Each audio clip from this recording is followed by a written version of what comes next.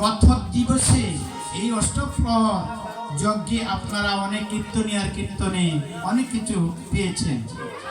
কেন যজ্ঞ করতে হয়, তার কারণ কি, আর সেই যজ্ঞতে আমাদের কি প্রয়োজন, সেটাই আমাদের একমাত্র লক্ষণীয় বস্তু।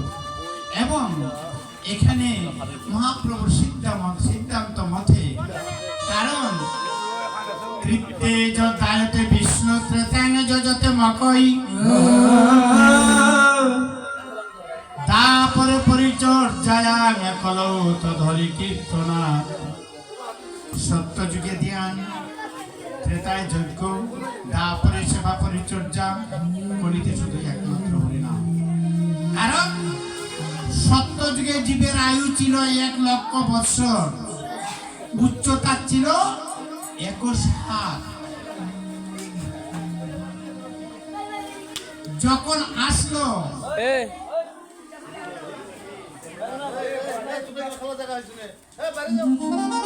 লক্ষ বৎসর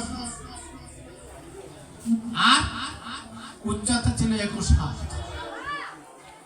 যখন আসলো ত্রেতা, একটা শূন্য চলে গেল। ধর্ম ছিল পূর্ণ 4 ভাগ। 16 আনা যাকে বলা হতো, এক সময় 16 আনা, এখন তো 100 পয়সা টাকা। 16 আনা অর্থাৎ 4টি পায়ার উপর দাঁড়িয়েছিল ধর্ম, পূর্ণ সত্যতা ছিল। যখন এই ত্রেতা যুগ আসলো, একটা শূন্য কমে গেল, 1,00,000 থেকে এসে গেল আয়ু 10,000, উচ্চতা মাত্র 14 হাত।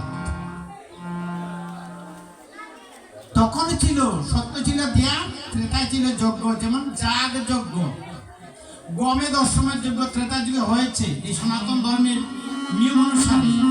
এবং সেই যজ্ঞে গমে দশমের যজ্ঞ বলি দিয়ে, রুদ্র দিয়ে যজ্ঞ পূর্ণাহুতি দিয়ে, আবার মন্ত্র বলে সেই অশ্বকে ঘোড়াকে আবার পুনর্জীবন দান করে ছেড়ে দেওয়া হয়েছে। যখন আসলো দাপর, আরেকটা শূন্য কমে গেল, 10 থেকে এসে গেল 1,000 আয়ু, উচ্চতা এসে গেল 7 হাত। ধ্যান নাই, যজ্ঞ নাই, তাহলে কি আসছে? সেবা পরিচর্যা। যে অতিথি সেবা ব্রত পালন করে, কি করেছিলেন? কৃষ্ণকে স্বয়ং পুত্র রূপে লাভ করেছিলেন মা যশোমতী নিতাই সেবা ব্রত পালন করে, তখন ছিল সেবা পরিচর্যা।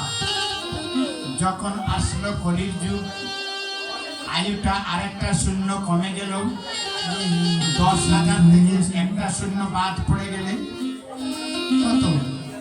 1,000 থেকে 1 শূন্য বাদ 100 বৎসর।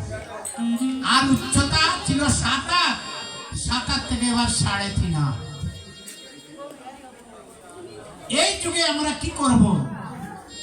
তাই সনাতন গোস্বামী পাক মহাপ্রভুকে করতলে বলেছিলেন, প্রভু এই কলিহত জীব কি করে ত্রাণ পাবে?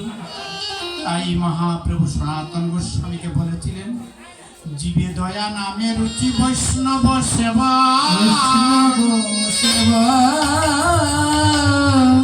ইহা বিনা ধর্ম নাই, শুন সনাতন হরি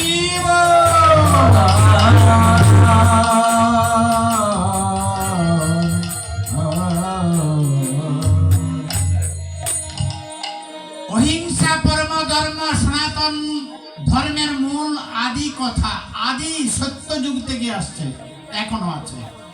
অহিংসা পরম ধর্ম, কাউকে হিংসা করে যাবে না, সর্বজীবের সমদয়া। আর মহাপ্রভুর আদর্শ এমন করেছেন, মহাপ্রভু জাতি বর্ণ নির্বিশেষে উচ্চ নিচ ভেদাভেদ নেই, সবার ধুলা অঙ্গে মেখেছেন, সবার ধুলা। এই ধুলার মাহাত্ম্য কি, মহিমাটা কি, আমরা এইটুকু আগে জানতে হবে একান্ত। কারণ ভাগবত শাস্ত্র বলছে, সেই দুলা পড়ে যদি জাহ্নবীর জলে, গঙ্গার আরেক নাম জাহ্নবী, তাই কি না? হরি বল বাবা। গঙ্গার আরেক নাম জাহ্নবী। গঙ্গাতে গিয়ে আমার মতো কত কোটি কোটি পাপী গঙ্গাতে স্নান করে, কিন্তু সব পাপ গঙ্গাতে। আমাদের এই বিশ্বাস, গঙ্গা স্নান করলে দেহের মধ্যে কোনো পাপ থাকে না। সঠিক কথা। কিন্তু গঙ্গাতে যে এত পাপী গিয়ে স্নান করে, অবগাহন করে, সেই গঙ্গার পাপ কত কেমন করে বিদূরিত হয়। শাস্ত্রকার বলছেন, যদি কোন শুদ্ধ ভক্ত গিয়ে পদার্পণ করে গঙ্গায়, আর ওই ব্রজের দুলা, ওই দুলা, কোন দুলা, আজ যে স্থানে আমরা আসছি সেখানে, সেই দুলা পড়ে যদি জাহ্নবীর জলে, সেই জল পবিত্র হয় ভাগবতে বলে হরি হরি বল। ভাগবত শাস্ত্র প্রমাণ করছে মহিমাটা কি না। ভক্ত পদ রজ, ভক্ত পদ জল, ভক্ত ভুক্তায় অবশেষ তিন ভক্তির মূল। ভক্ত পদ রজ, এই যে এখানে আছে, দোলা না হয়, দোলা না হয় গোপীর পদরেণু, সেই দোলা মাটিতে আইলা নন্দের সুন্দর খান।